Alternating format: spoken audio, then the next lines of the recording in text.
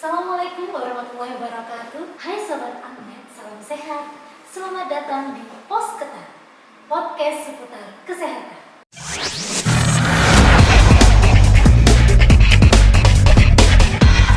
Saya Umi Kulsum senang sekali menemani Anda di obrolan yang syarat informasi dan bermanfaat. Pada episode kali ini kita akan membahas topik yang sangat penting, yaitu kegawat daruratan kasus bedah saraf. Perlu diketahui, di Rumah Sakit Umum Anwar Medika mempunyai layanan unggulan TAC, yaitu Trauma Accident Center, merupakan pusat layanan penanganan pertama dengan cepat dan tepat pada korban kecelakaan. Kasus trauma harus ditangani dengan cepat untuk meningkatkan angka harapan hidup dan mengurangi komplikasi jangka panjang. Nah, untuk menjelaskan lebih jauh, kita telah kedatangan narasumber yang luar biasa. Beliau adalah dokter spesialis bedah saraf di Rumah Sakit Umum Anwar Medika, Dr. Wimba Prastarana, spesialis bedah saraf. Ya. Selamat siang, saya Dr. Wimba, spesialis bedah saraf. Siang ini kita akan membahas tentang kegawat daruratan bedah saraf. Ya. Kegawatan bedah saraf ini sebenarnya dibagi jadi dua ya. Satu itu yang trauma dan dua adalah yang non trauma. Di Rumah Sakit Anwar Medika ini memang kebanyakan kasus trauma ya. Nah, trauma sendiri itu dibagi menjadi dua, yaitu cedera otak dan kemudian trauma spinal. Nah, yang di sini pun hampir 80-90% itu adalah cedera otak. Baik cedera otak sedang, berat, maupun yang ringan-ringan banyak sekali sampai sekarang ya. Nah, masing-masing dari cedera itu memang membutuhkan penanganan yang berbeda. Dari awal sampai akhir penanganannya juga beda. Tapi satu yang penting itu penanganannya harus tepat, akurat, dan harus mumpuni diagnostik sampai dengan terapinya. Nah, yang kedua kita bahas dulu yang masalah non trauma. Nah, non trauma ini ya pasti di luar kecelakaan ya. Di luar kecelakaan ini adalah kurang lebih seperti stroke, kemudian tumor ataupun hidrosepalus. Masing-masing jenis kegawat daruratannya juga berbeda-beda. Tapi satu lagi benang merahnya adalah harus membutuhkan diagnosis yang tepat dan penanganan yang akurat. Nah, disitulah kita ini di Anwar Medika ini memang kita salah satu fasilitas kesehatan yang mungkin paling lengkap dan komprehensif di Sidoarjo Barat ya. Punya CT scan-nya sudah lumayan bagus, ruang UGD yang sudah dokternya, tenaga medisnya sudah terlatih, dan sampai ruang operasi yang 24 jam siap menangani kasus-kasus kegawat daruratan ini. Nah, untuk menjelaskan dulu kita kembali lagi ke kegawat daruratan bedah saraf yang trauma. Nah, salah satunya adalah yang paling banyak adalah cedera otak. Nah, di mana kita bisa tahu apakah itu cedera otak maupun cedera kepala. Nah, itu satu definisi yang mungkin membingungkan ya. Kepala dan otak adalah satu kesatuan, tapi bisa dibedakan jadi dua. Cedera otak dan cedera kepala. Di mana cedera otak ini lebih berat daripada cedera kepala. Cedera kepala sendiri hanya luka pada kepala saja, tanpa ada yang macam-macam seperti adanya pingsan, kemudian adanya kelumpuhan, atau adanya kejang, atau ada masalah lain dari persarafan defisit neurologis lah kita bilangnya. Nah, sedangkan cedera otak sendiri itu pasti cedera kepala dengan tambahan gejala. Seperti apa gejalanya? Kurang lebih seperti yang saya sebutkan tadi, pingsan yang utama. Penurunan sadaran atau pingsan ini kurang lebih sama ya. Tapi kalau penurunan sadaran, dia sadarnya turun, dia tidak bisa diajak ngomong, hanya diam saja tanpa respon. Kemudian kita respon juga kita rangsang respon juga hanya sedikit. Kemudian apabila pingsan itu hanya penurunan kesadaran, tapi sebentar aja kemudian dia akan kembali ke normal lagi. Kemudian ada kejang, itu ada defisit neurologis, dan kelumpuhan satu sisi. Itu adalah salah satu gejala cedera otak. Nah, kalau udah ada gejala seperti itu dan pingsan, yang pasti harus segera dibawa ke fasilitas yang lengkap seperti Anwar Medika sini. Karena ada CT scan 24 jam, UGD-nya juga udah siap. Itu sebenarnya kasus yang sudah gawat darurat ya. Harus ditangani dengan gawat darurat, jangan ditunda lagi dengan dibawa ke fasilitas terdekat yang seadanya. Itu akan membahayakan. Karena waktu itu benar-benar menentukan di mana nanti ke depan prognosis atau hasil dari terapi itu akan sangat-sangat menentukan. Telat 30 menit itu berbeda dengan telat yang 1 jam misalnya.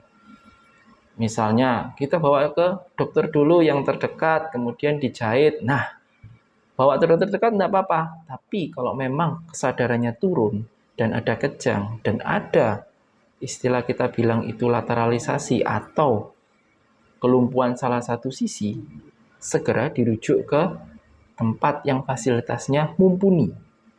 Nah, disitulah kita bisa mendiagnosis dengan tepat dan terapi dengan tepat. Jangan terus kita tunda dulu dengan dijahit dulu, tidak perlu.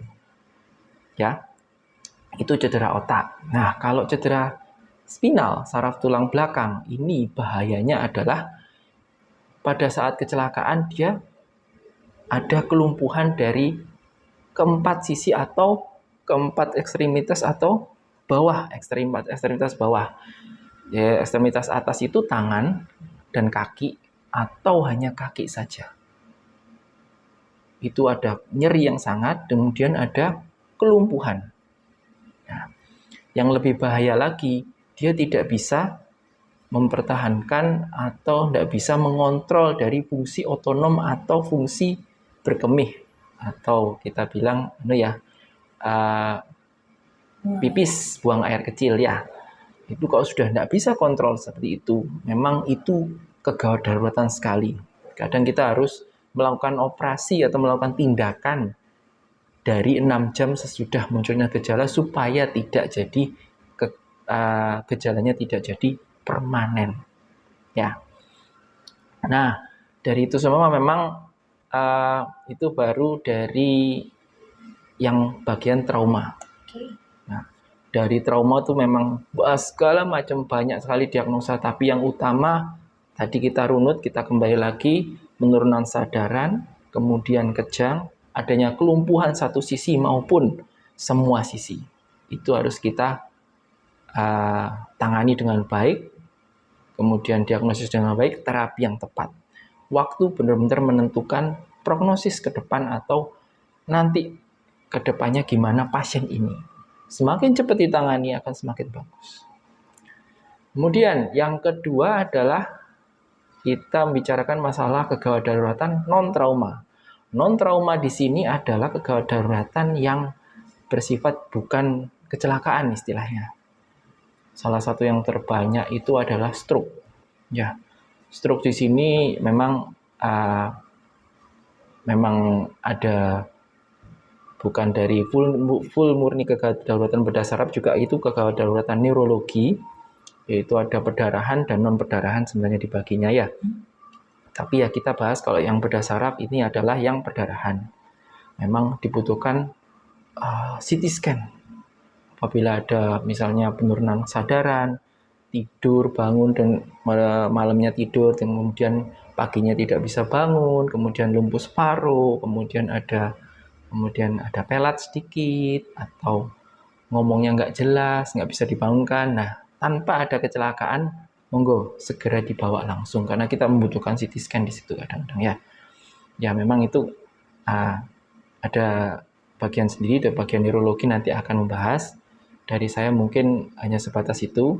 Nah, kemudian yang kedua tumor. Nah, sekarang dengan banyaknya rumah sakit yang dilengkapi oleh CT scan ya, apalagi Sidoarjo juga sudah punya MRI sendiri. Nah, kita ini untuk menentukan ini suatu kedaruratan ini melalui suatu CT scan juga. Nah, tumor ini salah satu kedaruratan yang sekarang mulai muncul. Sebenarnya dari dulu sudah ada, tapi karena kekurangan atau keterbatasan dari alat diagnostik, jadi biasanya dulu itu muncul tumornya sudah besar-besar, nggak karu-karuan ya. Sekarang karena CT scan-nya sudah menyebar di mana-mana, di Anwar Medika sendiri juga sudah ada, di Sidoarjo sudah tidak hanya beberapa rumah sakit, tapi hampir seluruh rumah sakit yang tipe C ke atas sudah punya CT scan. Jadi muncul diagnosis baru, itu gawat daruratan tumor ini. Gejalanya gimana kalau tumor? Kurang lebih sama. Basicnya adalah penurunan kesadaran, nyeri kepala, kemudian adanya kejang juga, hemiparese, tanpa adanya disertai trauma atau kecelakaan. Ya, mirip-mirip dengan stroke tapi berbeda. Biasanya dia bila digali ke belakang lagi, tumor itu butuh waktu lama untuk memberikan suatu gejala. Mesti ada benang merahnya, dia ada nyeri kepala yang pelan-pelan, kronik progresif, sedikit diminumin obat warung, diminumin obat-obat di toko, sembuh, lagi, timbul lagi terus. Nah, itu biasanya kemungkinan ada tumor mungkin ya. Tapi belum pasti, memang gold standarnya adalah dengan CT scan minimal ya. MRI lebih bagus, tapi CT scan lebih bagus. Nah, kemudian yang hidrosepalus dan lain-lain itu selain pada anak-anak, hidrosepalus juga terdapat pada orang dewasa. Jadi bukan cuma hidrosepalus, penumpukan cairan itu terjadi pada anak-anak, bukan. Sekarang pada dewasa juga timbul, terutama pada ke arah umur 60 tahun ke atas ya. Itu datang dengan banyak sekali keluhannya, dengan dia ada pikun yang selalu. Demensia itu kita bilang pikun ya kalau secara orang awam ya. Terus kemudian ada dia tidak bisa nahan kencing, seperti kencing di mana-mana. Kemudian ada ketidakseimbangan pada saat jalan. Itu ataksia. Jadi ada trias demensia, itu trias Cushing, itu nanti kita apabila CT scan kemungkinan ada hidrosepalus. Untuk meringankan itu ada tindakannya. Nah, kita harus melalui diagnostik dulu, CT scan, kemudian baru kita bisa melakukan tindakan seperti itu. Nah, kegawat daruratan non trauma, apakah Anwar Medika sangat bisa melakukan itu? Sangat bisa sekali. CT scan-nya sudah bagus, sudah 16. Bahkan ruang operasinya sudah dilengkapi oleh mikroskop operasi bedah saraf. Nah, tidak semua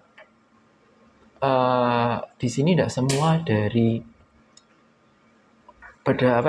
rumah sakit itu mempunyai mikroskop bedah saraf. Itu membutuhkan memang membutuhkan skill yang tinggi dan membutuhkan investasi besar juga pasti ya. Tapi itu untuk mempunyai mikroskop seperti itu, dia akan banyak implikasinya untuk menolong pasien lebih bagus lagi. Kita tahu sistem saraf itu sangat kompleks dengan segala macam masalahnya. Nah, dengan mikroskop kita bisa menghindari yang namanya komplikasi-komplikasi yang tidak kita inginkan. Bahkan kita bisa melakukan minimal invasif operasi tumor hanya dengan eye probe. Jadi semuanya tidak mikir semua operasi itu buka besar dan buka tulang secara besar, enggak. Sekarang ada yang namanya minimal invasive surgery, pakai mikroskop. Bukanya kecil, hanya satu sisi. Itu semua memang bisa dilakukan dengan fasilitas mikroskop operasi bedah saraf ini. Anwar Medica ini adalah salah satu yang mempunyai mikroskop operasi bedah saraf ini. Tidak banyak yang punya. Di Sidoarjo setahu saya ada cuma 3. Satu di sini, satu di Data Surya, satu di RSUD. Ya. Nah, itulah. Kurang lebih seperti itu. Nah, dengan adanya fasilitas-fasilitas di Anwar Medica ini, maka secepat mungkin kita, kalau ada gejala-gejala tersebut yang saya sebutkan di atas, mungkin kita bisa mencegah terjadinya adanya komplikasi-komplikasi yang timbul apabila kita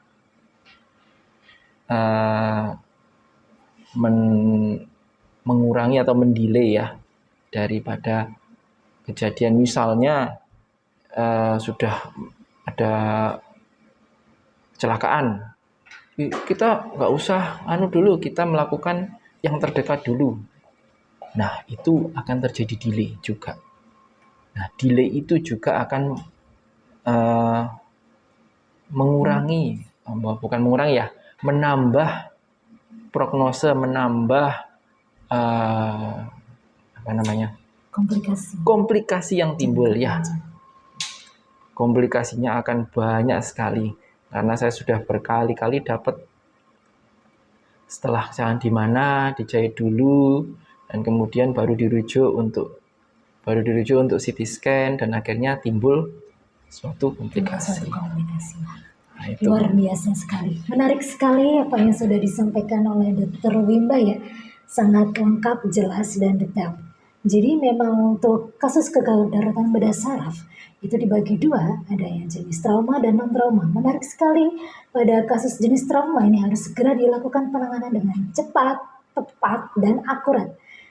Karena kalau tidak ditangani dengan cepat dan akurat akan meningkatkan atau menambah komplikasi jangka panjang yang dimana juga akan menurunkan angka harapan hidup seseorang itu sendiri. Gitu ya, Dok? Ya, kurang lebih seperti itu. Dan di Rumah Sakit Anwar Medica sudah sangat mempunyai fasilitas dan tim yang siap untuk menangani kasus kegawat daruratan bedah saraf.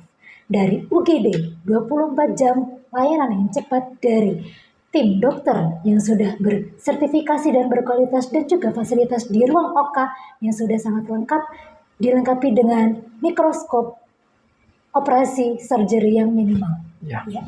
Sangat luar biasa sekali. Nah, dari Dr. Wimba tadi menyarankan juga untuk Sobat Unmed yang mempunyai saudara atau tetangga yang mengalami tanda-tanda gejala tersebut agar dapat segera dilakukan penanganan dengan cepat di rumah sakit terdekat atau rumah sakit umum Anwar Medica yang sudah mempunyai fasilitas dan layanan yang lengkap dan juga tim multidisiplin yang lengkap, luar biasa. Begitu, Dr. Wimba? Ya. Adakah saran-saran lagi untuk masyarakat luas? Bagaimanakah kita caranya benar-benar mencegah terjadinya kegawat daruratan yang sangat panjang selain dibawa ke Rumah Sakit Anwar Medica, mungkin di lapangan itu bagaimanakah, dokter? Kegawat daruratan itu kan sebenarnya tidak bisa direncanakan ya. Kita harus tahu bagaimana kegawat daruratan itu terjadi ya. Kita nggak bisa memprediksi ya. Tapi mungkin ada hal yang penting yang harus kita tahu apabila kita nggak bisa prediksi sekali lagi, tapi kita tahu di mana fasilitas-fasilitas yang penting yang bisa dituju apabila terjadi sesuatu. Itu akan meningkatkan waktu, kemudian itu akan memperbaiki prognosis atau ke depan komplikasi, mengurangi komplikasi itu ya. Lebih baik kita mengingat-ingat, kita harus tahu di mana fasilitas yang tersedia, fasilitas seperti bisa menangani kegawat daruratan bedah saraf ini. Ya, itu lebih jauh lagi meningkatkan prognosis orang akan lebih baik. Tapi yang pasti pada saat di lapangan, pertolongan pertama yang bisa kita lakukan adalah ya tidak menambah jadi lebih jelek. Misalnya dia terjadi penurunan sadaran, hindari kita ngasih minum orang dengan penurunan sadaran. Biasanya orang kan, kecelakaan, kasih minum dulu. Tolong, jangan. Karena pada saat penurunan sadaran, kontrol daripada lambung dan namanya trakea ya, itu berkurang. Jadi kadang-kadang minum itu bisa masuk ke dalam paru-paru. Dan paru-parunya nanti akan terjadi infeksi. Akan banjir paru-parunya, jadi infeksi, jadi segala macam. Itu akan memperburuk kondisi juga si pasien. Jadi lebih baik kita amankan dulu RW-nya. Jangan dikasih minum dulu, jangan digerakkan dulu tulang belakangnya, servikalnya atau tulang lehernya, jangan dimanipulasi, jangan ditolehkan kanan kiri. Kemudian apabila terjadi luka berdarah-darah, cukup ditekan dengan kasa ya. Kasa jangan buru-buru dibuka. Kalau memang ada misalnya ya kaca helm atau misalnya ada seperti pulpen ya, saya pernah pulpen, kaca helm, kemudian ada besi dari stang itu, jangan mencoba aktivitas heroik yang dengan mencabut ya. Itu kita pertama jangan dicabut dulu, kemudian diamankan dulu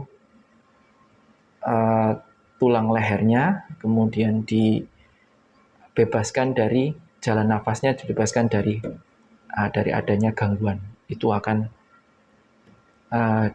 RW-nya akan jadi lebih bagus, suplai oksigennya jadi suplai oksigen ke otak jadi lebih bagus, dia akan menyelamatkan fungsi otaknya lebih lanjut. Ya, itu kira-kira kalau yang kecelakaan. Nah, kalau yang non trauma gimana? Kurang lebih sama sih.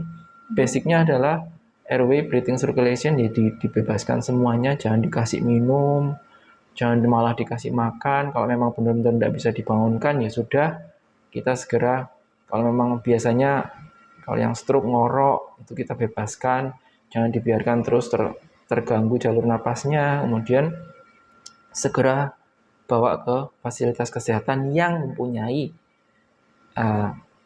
fasilitas penanganan saraf atau bedah saraf itu. Itu yang kira-kira bisa membantu untuk mengurangi komplikasi yang berlebihan di kemudian hari. Gitu kira-kira ya. Baik. Siap, luar biasa sekali. Jadi selain penanganan di rumah sakit, juga ada tips dan trik untuk mengurangi komplikasi jangka panjang penanganan di lapangan yang seperti sudah dijelaskan oleh Dr. Wimba, spesialis bedah saraf. Nah, Dr. Wimba, mungkin saya sekedar ingin tahu saja, ketika kita menangani telat lebih dari 30 menit, kira-kira berapa persentase angka harapan hidup dan berapa persentase dia menambah komplikasi jangka panjangnya tadi, dok? Nah, itu ya, waktu ya. Yeah. Nah, di bedah saraf ini sebenarnya tidak ada golden period di dalam itu. Tapi lebih dari itu, secepat mungkin, sebisa mungkin. Karena kita memang tidak pernah tahu terjadi penurunan sadaran itu cepat sekali. Karena perdarahan di dalam otak itu tidak bisa kita lihat kecuali dengan CT scan. Progresivitasnya kita nggak bisa juga lihat. Jadi kalau memang ada penurunan sadaran, kemudian ada kejang seperti yang saya sebutkan tadi, ada salah satu anggota tubuh yang lemas, segera kita bawa, kita CT scan, kita diagnosis saat itu. Kalau sudah terdiagnosis, harus dilakukan terapi atau tindakan sesegera mungkin. Tidak ada misalnya, ini perlu waktu setengah jam, ini perlu waktu sampai 6 jam kemudian aman, tidak, tapi sesegera mungkin. Karena memang volume daripada otak orang itu berbeda-beda. Mau dari ras pun, mau dari sukunya manapun, itu berbeda-beda. Jadi kadang-kadang perdarahan yang volumenya seharusnya ini sudah menjadi suatu penurunan sadaran, tapi di orang yang lain juga orangnya biasa-biasa aja. Nah, itulah yang kita tidak bisa tentukan golden periodnya. Jadi meskipun orangnya udah biasa-biasa aja, misalnya udah orangnya baik kok, nggak ada masalah, bisa jalan, bisa ngomong biasa, tapi ada perdarahan dalam otak, itu belum tentu aman. Karena perdarahan itu masih ongoing proses, jadi proses yang berjalan. CT scan hanya melihat pada saat dia diambil. Ke depan, 1 menit atau 2 menit ke depan, dia bisa bertambah perdarahannya. Itu menjadi gejala. Gejalanya apa? Macam-macam. Penurunan sadaran, kejang, nyeri kepala yang berkepanjangan, itu makanya. Loh, apakah itu dok? Apakah itu pasti seperti itu? Tidak pasti. Karena sekali lagi volume otak masing-masing orang itu berbeda. Jadi ya tidak bisa disamakan satu orang dengan satu orang yang lain. Tetangga saya gini tidak apa-apa dok, sampai selamat dia sampai sekarang juga aktivitas. Ya berarti beruntung. Bukan berarti dia semua berlaku untuk semua orang, tidak bisa. Karena masing-masing sekali lagi berbeda. Volume otak, volume perdarahan, dan beratnya kecelakaan atau beratnya dari non-trauma tadi, tumor ataupun hidrosefalusnya, itu juga berbeda-beda pada setiap individu. Jadi ya sekali lagi semakin cepat semakin bagus. Ada semboyannya itu time is brain. Time is brain. Waktu adalah otak. Semakin cepat ditangani, semakin menyelamatkan sel-sel otak. Karena semakin ditunda, itu sel-sel otak yang tertekan oleh perdarahan ataupun oleh tumor ataupun oleh stroke tadi akan semakin banyak yang mati selnya, fungsinya juga berkurang. Terima kasih banyak dokter atas waktu dan ilmunya hari ini. Saya yakin pendengar kita mendapatkan banyak wawasan baru tentang pentingnya penanganan cepat dalam kasus kegawat daruratan bedah syaraf. Untuk para pendengar, ingat, waktu adalah kunci. Time is brain. Ketika kita tidak menangani dengan cepat kasus kegawat daruratan bedah syaraf, prognosis akan semakin buruk dan komplikasi akan semakin banyak. Jika Anda atau orang terdekat Anda mengalami tanda-tanda kegawat daruratan seperti yang disebutkan tadi, segera cari pertolongan medis di Rumah Sakit Anwar Medika atau rumah sakit terdekat. Sekian podcast kita hari ini. Jangan lupa untuk share ini agar lebih banyak orang yang tahu tentang pentingnya menangani kegawat daruratan bedah syaraf. Jalan-jalan ke Surabaya ditemani oleh Dr. Wimba. Hai Sobat Ahmed, jangan lupa ketinggalan ya episode ketan selanjutnya. Salam sehat. Terima kasih Dr. Wimba. Sama-sama.